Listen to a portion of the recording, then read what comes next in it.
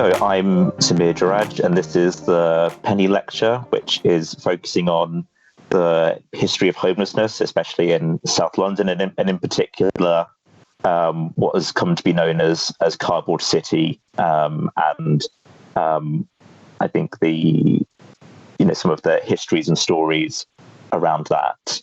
I'm a journalist and somewhat unofficial historian of Cardboard City. Hi, my name's Adrian Jackson. I'm artistic director and founder of a theatre company which works particularly with homeless and ex-homeless people called Cardboard Citizens, and some of our origins are in that Cardboard City, and our name comes from that time, and we were born around that time. So that's why I'm here. Amazing. So, Adrian, should we start off perhaps talking about like some of the larger things that were happening at the time? Like why was there a homelessness surge at the time? Yeah. I mean, maybe people need to know what that place kind of was. There were two cardboard cities at that time, and we were in I suppose, late Thatcher and early Major. Is that right, Samir, in terms of prime ministers? The cumulative surge of homelessness at that time, I suppose, is simply the result of a long period of those governments and a neglect of the whole issue of homelessness to the point where it became this kind of very visible and ultimately irritating for government demonstration of the failure of their social care policies overall. I mean, add to the background, Samir, you're the journalist. What else were the factors at that time, would you say? Well, some of the people that I've spoken to talked about how the kind of the recession of the mid 80s put a lot of people who worked in construction onto the streets, that there were a lot of particularly Scottish and Irish men who worked construction sites, worked kind of job to job, did not have a lot of money, often had an existing substance or mental health issue, but one that wasn't debilitating, but losing the work quickly because they didn't have savings or a support network, because these were people away from home, quickly led them to become street homeless. Yeah, it makes a lot of sense, and I mean, we're post-miners' strike. A lot of people that I met had come down from the north, in the hope of finding work. The mantra, one of the famous mantras of the time, was Norman Tebbett's "Get on your bike." The idea being that labour is sort of infinitely mobile, and that it's just a matter of getting your act together and going somewhere else. So those were all factors at the time, I suppose. I mean, they weren't, it's important probably to stress that economic factors were not the unique causes. The causes, I mean, many of the causes may ultimately be linked back to economics, and they're certainly linked back to the systems and the way that we live. But, family breakups, abuse, which was still not a subject spoken of so much at that time, forms of exclusion, and marginalization to do with gender orientation, preferences, and all those things. All these multiple factors were factors in the in the origins of the homelessness of people that I met and have met since, and mental health issues and learning difficulties. And there's a whole complex of stuff going on there. So but it was a. What are the dates that you attribute to? What's the date span of Cardboard City in your?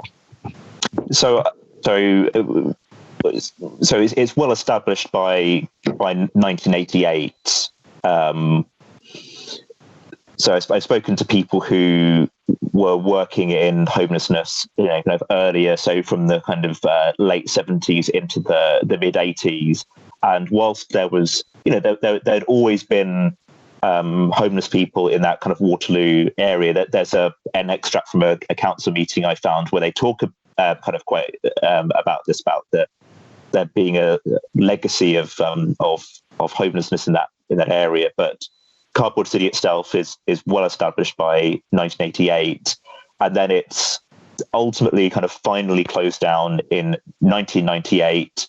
But some of the people there would say that so there were particular waves of evictions. And there was a large one in around 1996, and what some of the people have said was that that was the kind of when they felt it ended, whereas some other people say that it continued on ultimately until they were cleared out to build what's now the IMAX. Mm-hmm.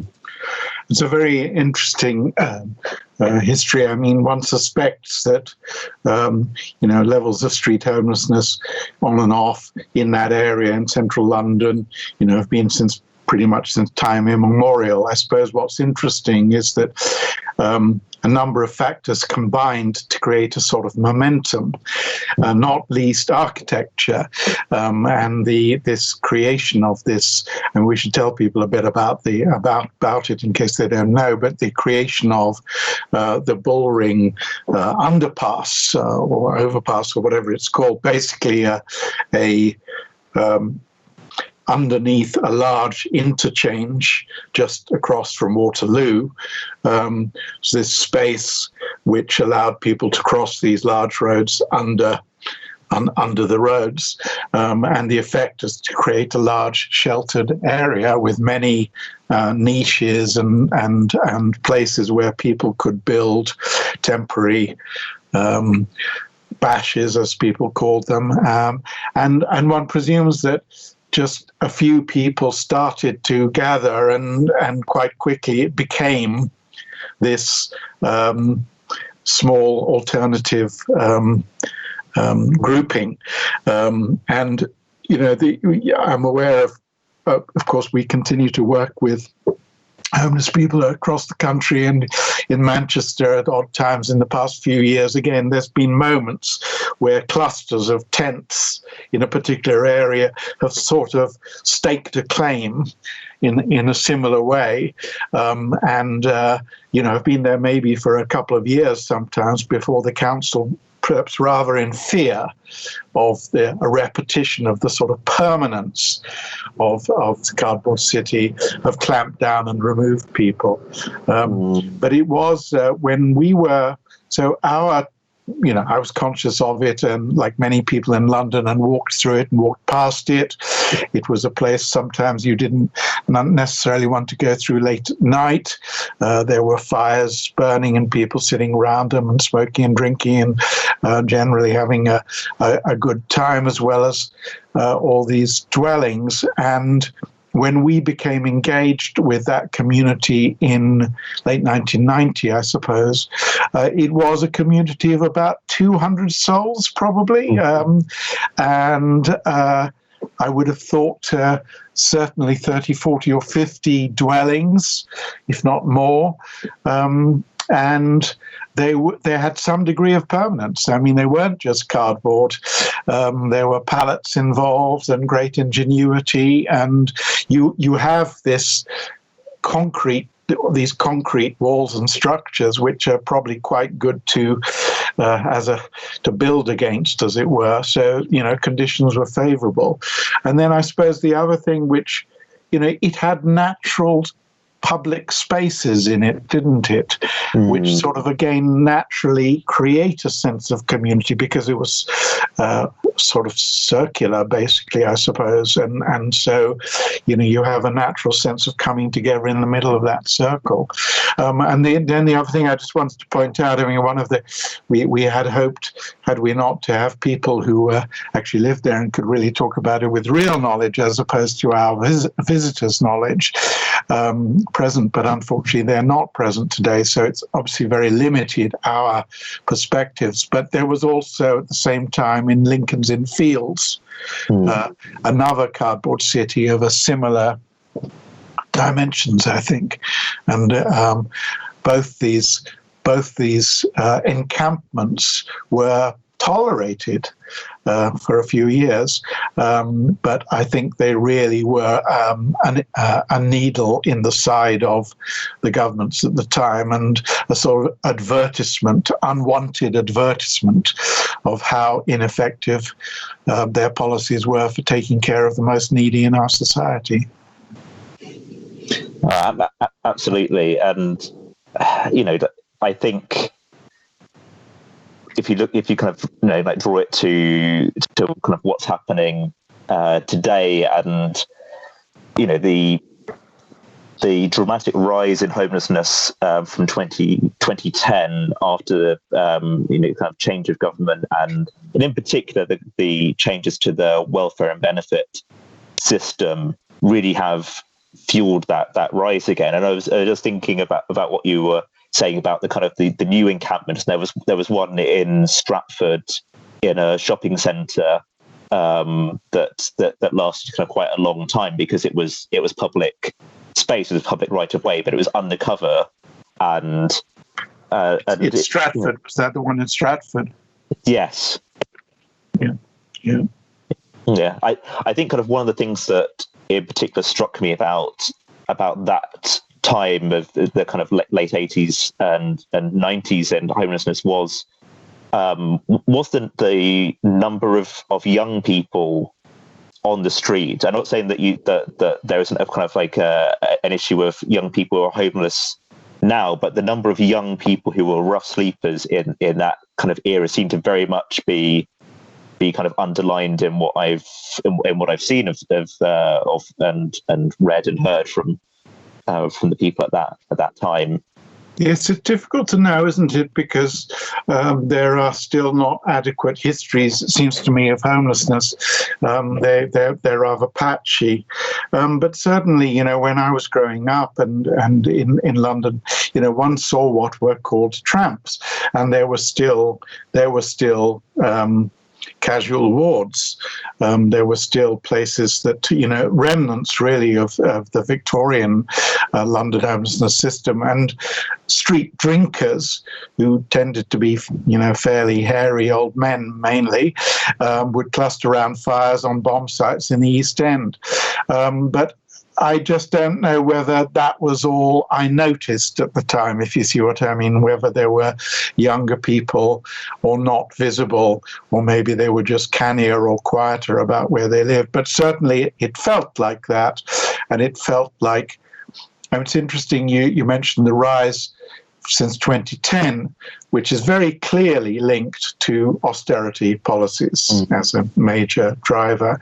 And you rightly mentioned the unemployment policies. Unemployment in Mrs. Thatcher's time and through her governments was regarded as a price worth paying. I think they may have even said those words out loud, because in the economic system of sort of marketization which they had in their heads, this was a sort of inevitable consequence, frankly, of a leaner, more market-driven economy. So they were quite prepared to put up with it. I don't know if you remember, very close by to the Bullring, to Cardboard City, the Bullring was the old GLC building, and atop the GLC, again, further to annoy the Conservative governments at the time, Ken Livingstone's lot had an ongoing moving total of unemployment. across the country. It was like a scoreboard, advertising on the top of the old GLC building. So yes, I suppose it's really only. I'm only really conscious of, after that, the first drives from the early 90s, I suppose, to actually the first real determination to try to eradicate homelessness or street homelessness, and all this drive around social inclusion and so on and so on. Whereas I think before that, it was the general attitude was the poor will always be with us, and it's just a factor of life. The realization of various governments from that point on that this homelessness did have a number of single individual attackable causes, and that if you tried to go to the root of some of those causes, you could actually do something about it. And it's certainly notable that from the mid 90s into the early 2000s, there was some radical improvements in a radical drop in the numbers. But yeah. Should we talk a bit more about the actual Cardboard City and what has you've spoken to a lot of the people who lived there, I think. How many people have you actually managed to speak to? Because of course a number of them, for a number of reasons, are dead. It wasn't the healthiest place to live. How many people did you manage to track down? About, I would say, under 10, I would say like eight or nine. I'm still looking for people. Like some people were very willing to talk. I'd say kind of as well. One of the things I noticed was that some people were relatively quite positive about their experiences there. That was mostly, and this isn't to kind of like romanticize homelessness or that experience there. This is mostly because they had come from such a traumatic home, an abusive home, that this offered them a level of stability that had not been available to them up to that point in their lives.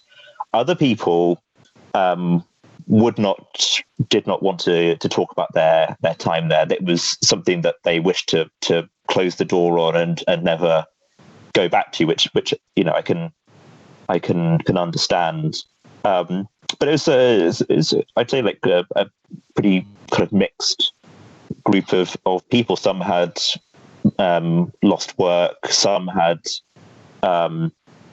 been through the care system or had fled home as young people. Some had been homeless for a very long time, and I think so. If you there's a Moira's Peralta's wonderful book, Invisible People, and it's very striking that when she goes to Cardboard City, to Bullring, she's meeting some of the older people there, are people that she has met before, like 10 years earlier, who've been on the street since then, and these people came together with obviously younger people who had either kind of been fleeing home or had become unemployed. Very interesting, and found a kind of sanctuary there. I mean, I'd echo exactly what you said. One hears two narratives, and it's difficult to separate them sometimes, and they sort of overlap. On the one level, many people that I met there and we worked with in the early days of what became our theatre company, Cardboard Citizens, there was a huge pride, and it represented in various ways a sort of utopian anarchist dream, in that they were proud that a young person arriving for the first time in that community would be taken care of in that narrative. and would be looked after and would be saved the hassle, if you like, of having to learn all the bad stuff on the streets from the ground up. And they were proud also of the sort of internal policing, self-policing nature of the community, that they didn't rely on, on the outside law, but they had their own way of regulating activities. So on the one hand, you hear a lot of that, and then on the other hand, I've heard very eloquent people.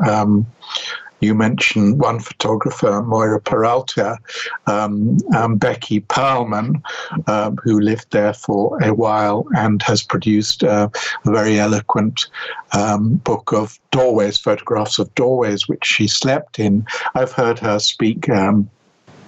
And she details awareness of assaults that occurred there and sexual assaults that occurred there, that it wasn't necessarily the safest place in the world for a young woman, and all of that kind of makes sense, So it's difficult. I mean, I dare say people's experiences are very individual and very different, But I can believe that thing of people who've been on the streets for a long time coming together, and the sense of strength in numbers, and the sense of, there were some powerful figures there. There were some very impressive, eloquent people that we met, not least Zai Azar, who you've come across and who Moira photographed, and who, when I first met him, I had some correspondence with, is it Richard, who goes by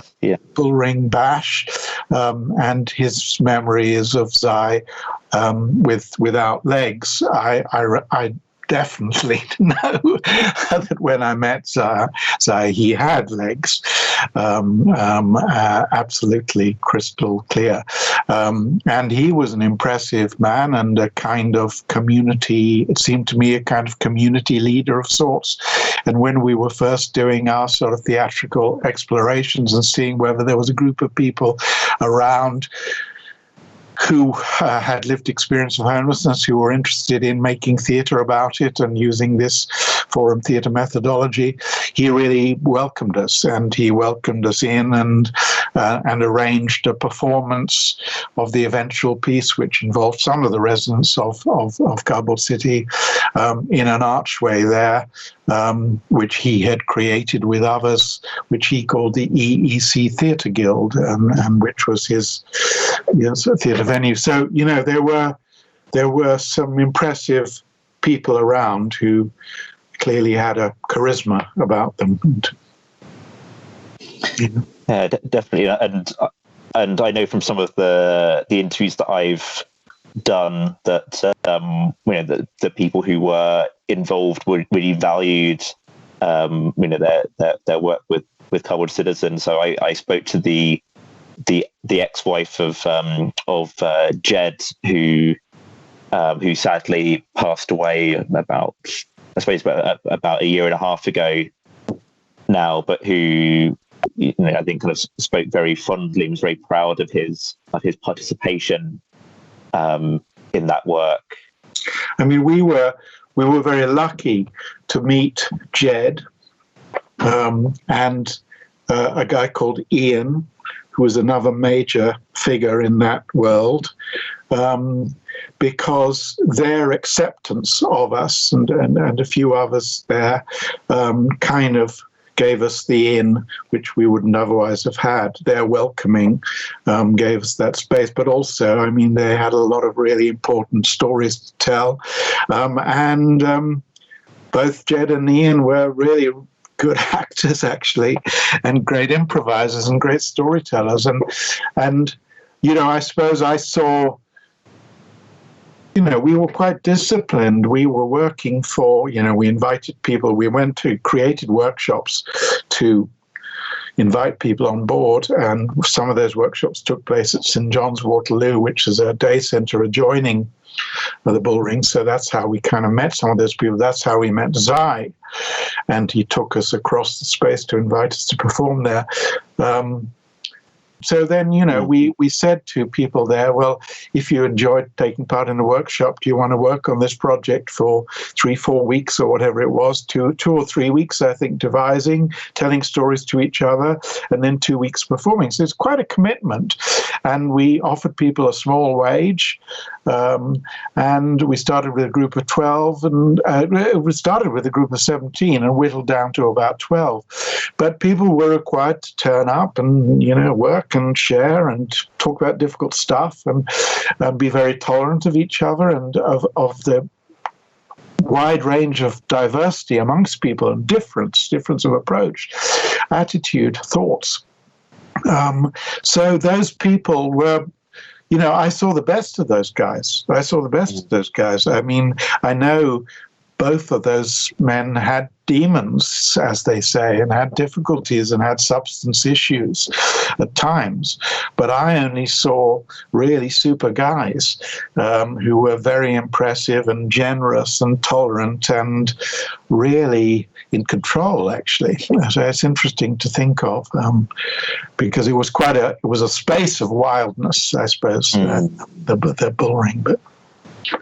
But I think, like, going back to your kind of observation that up to that point, the kind of the view was the poor and the homeless will always be with us, but then there's this realization and this move, and I've heard this said of the North Lambeth Day Centre, that unlike these kind of casual wards that existed before that provided like a bed and soup, that these were places that tried to work with people to make the most of their skills, to help them build themselves up. And it sounds like again you were accessing and unlocking all of these incredible skills that people had in storytelling and in acting, and that having a very positive effect on their lives. I mean, it's interesting.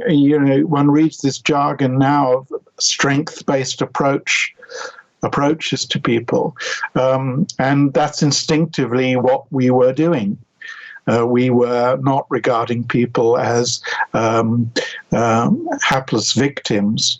We were inviting people to be at the center of their stories and tell their stories, and share with a wider group of people who had the same experience, ideas, problems, with a view to inviting possible solutions. And it was very much within that community.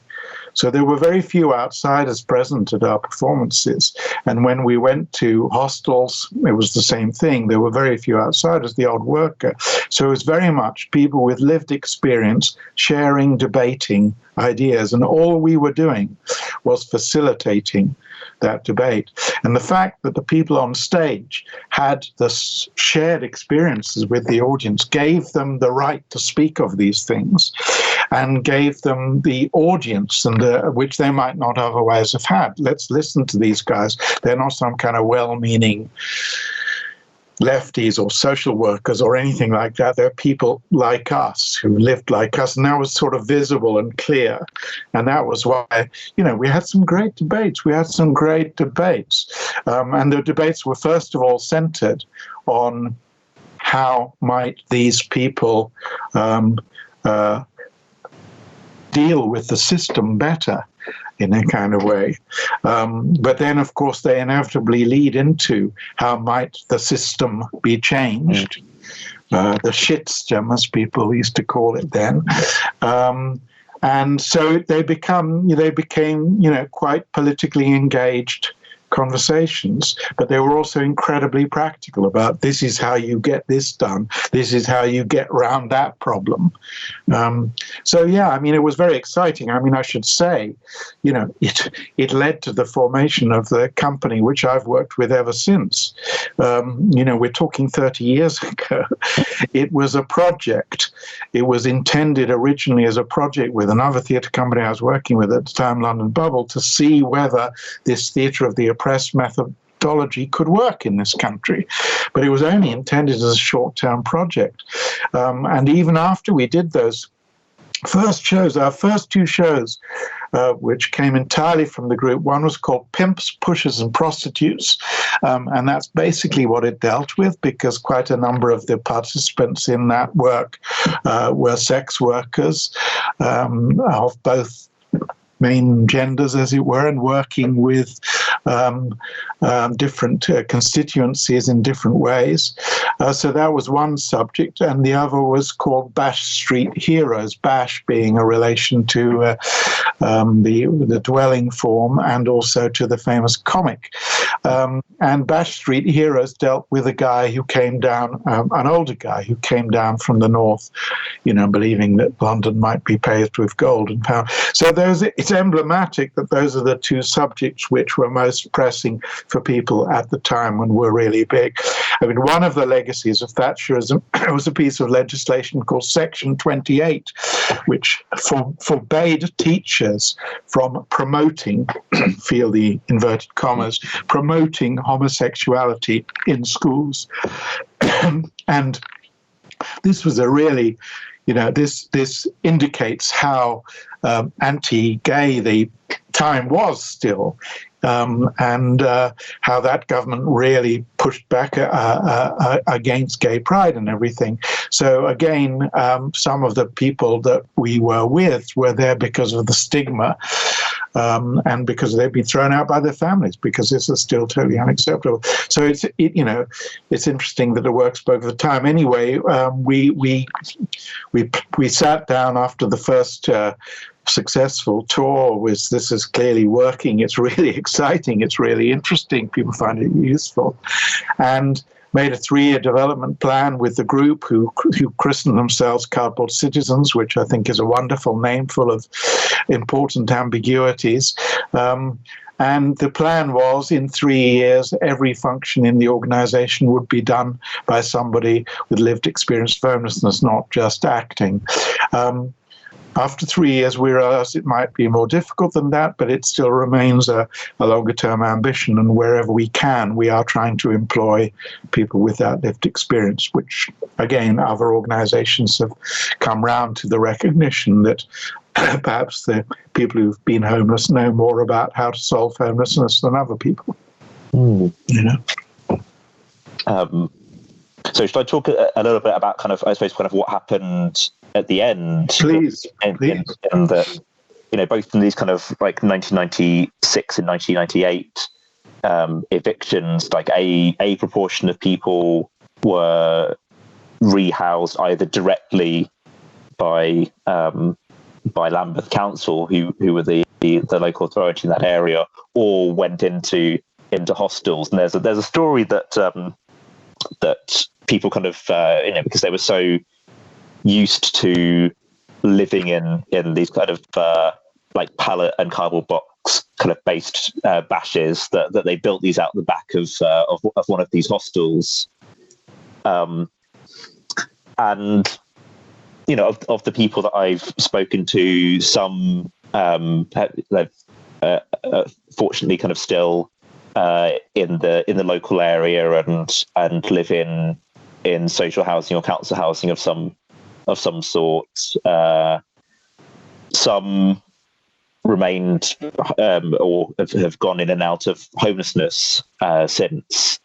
So Richard being one of them, who has had experiences of periods of homelessness since then. And others who found ways to move on. But I think with all of the people that I've spoken to, it's retained a extremely important part of their lives. I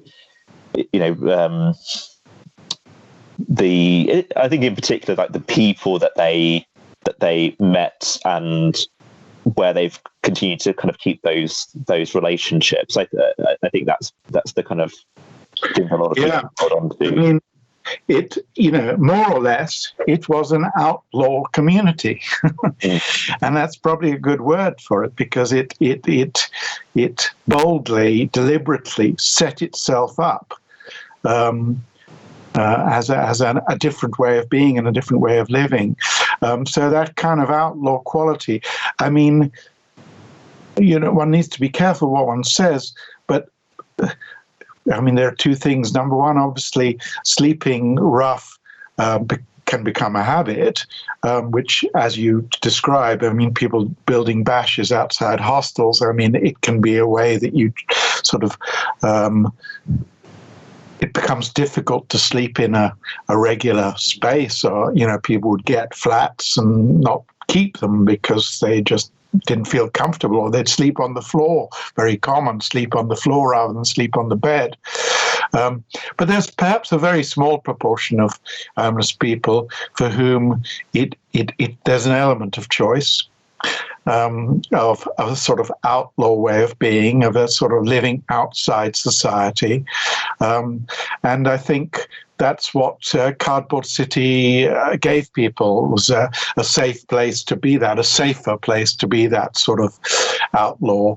I mean, clearly, most homeless people would prefer to be housed and be indoors, but for some, for whatever reason, it becomes a way of life and maybe even a sort of choice. We were very careful never to be saying that the Cardboard Citizens was about eradicating homelessness or whatever. One of its functions was, if people are going to be homeless, how can people be more successfully homeless? Because, as we know from what you're describing, some people who were there were fleeing in a very rational way, fleeing abuse and fleeing, they had good reasons to escape. So just then the question would be, how can people be more successfully homeless? But obviously, in the end, a world where there doesn't have to be anything like the current forms of homelessness is something we would like to work towards. Yeah, and just thinking on that particular point, it was something that came up with the issue of homelessness and the coronavirus pandemic, then that, like a lot of homeless people were put into hotels, but some people remained on the street, and in a lot of cases, these were people who had been kind of so serially failed by the system and such that there was no trust there, and kind of there kind of quite a lot of issues as a result. But the task for organisations supporting homeless people would be how to support this person where they're at, rather than forcing them into into a living situation which might be quite damaging in another way for them, and especially I think some of the criticism of some of the schemes that happened to house homeless people during the coronavirus were that they were unsupported. It was the old situation, which used to be kind of far more common, where homeless people were put into a flat, but without any support to enable them to maintain their mental health, to address any kind of addiction issues, and then ultimately they would end up being evicted or leaving, and would be kind of permanently, effectively excluded from social housing as a result. I'm very glad you brought up the coronavirus in the current period, and you bring us up to date, because of course it teaches us so many things. On the one level, it teaches us that where there's a will, there's a bloody way. Yeah. And suddenly it appears to be possible to make a lot of hotel accommodation available to people when it suits society. So that's there's no going back from the fact that is demonstrated as possible. So that obviously one takes encouragement from. In some respects, the way it was done, clearly left a lot to be desired. We've done some work with a couple of the hotels that people are housed in, and I think there's going to be an important history to be told at some point of this period afterwards. And finally, to your point about homelessness and addressing the issue. I mean, that was one of the realizations, wasn't it, of the early 90s, I suppose, that, you know, it's a complex of issues which need to be addressed at many levels to get the result. It is not just housing people or warehousing people. And while there's an interesting movement now, of course, called Housing First in various countries, Finland particularly, which says the number one thing, get people safely indoors. But it's very much accompanied by, and number two, support them to deal with whatever they're having to deal with once they're indoors. Yes, I think that bit was conspicuously absent during the recent crisis. Right. I think we're heading at the end of our time. Shall we? Yeah. Say where people can find us online and wrap up. Yes, thank you. Thank you for a very, very interesting conversation. So, yes, I mean, please have a look at Cardboard Citizens. You'll find us on our website, and our email is cardboardcitizens.org.uk, info@. And we are still going and going strong, and still doing many of the things we were doing back then, hopefully better.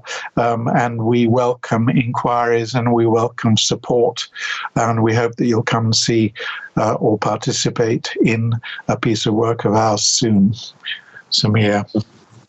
Yeah, and I'm on Twitter and have a website and all of the stuff. If you Google Samir Jeraj, then I'm the only one that'll come up. It's one of the advantages of having a somewhat unusual name for, which is a whole other story. But if you've got an interesting story that you want help telling, then get in touch. Will there be a book, Samir, based on your researches eventually?